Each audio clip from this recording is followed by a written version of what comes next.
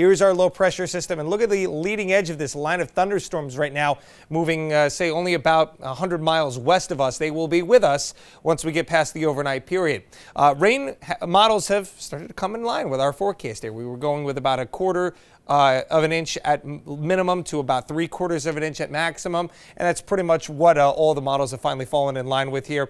Again, I would not be surprised to see a couple of spots pick up an inch or so of rain, but for the most part, this will likely be a little bit under. So I'd say about a half an inch on average, and that will add to what has already been a staggeringly wet May, and this will be the last rain that we get before we head into June. So there's our storm system right now. You can see there's a big ridge of high pressure out west.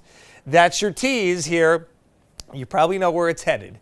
It's I wouldn't be smiling if it weren't coming close to us anyway. Here's the low, and you can watch that shower activity is mostly going to be on the northern edge of the low. So as it spins through, we're looking at maybe some slightly higher rain totals, say up towards Boston or Worcester. Right now, the way things are really looking pretty confident in is that you're not going to see a ton of rain at the shoreline tomorrow. So if you want those heavier rain amounts, no one does want those, right?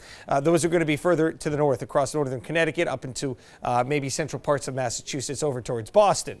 Then the low will start to pivot. All those showers kind of pivoting around the axis of the low, and we'll transition towards more coastal sections. We get maybe a few wraparound showers here, certainly lesser in intensity than what we're going to see in the morning. There could be some downpours in the morning. But as we head into the afternoon, rain tapers off. Skies will eventually begin to clear as we head into tomorrow evening. A nice sunset looks to be in the cards, and then high pressure is going to start to build in. There goes that storm out to sea, and it is just slowly sitting on top of us Friday into Saturday, into Sunday, and likely into next week as well. There will be a storm that passes towards our west, probably later on Sunday, but it doesn't look like it's going to have enough punch to overcome the strength of that big ridge of high pressure. So we see a prolonged nice weather stretch here into next week. Eventually, I'd say either late Wednesday or Thursday, our next storm system will probably arrive. So 55 tonight.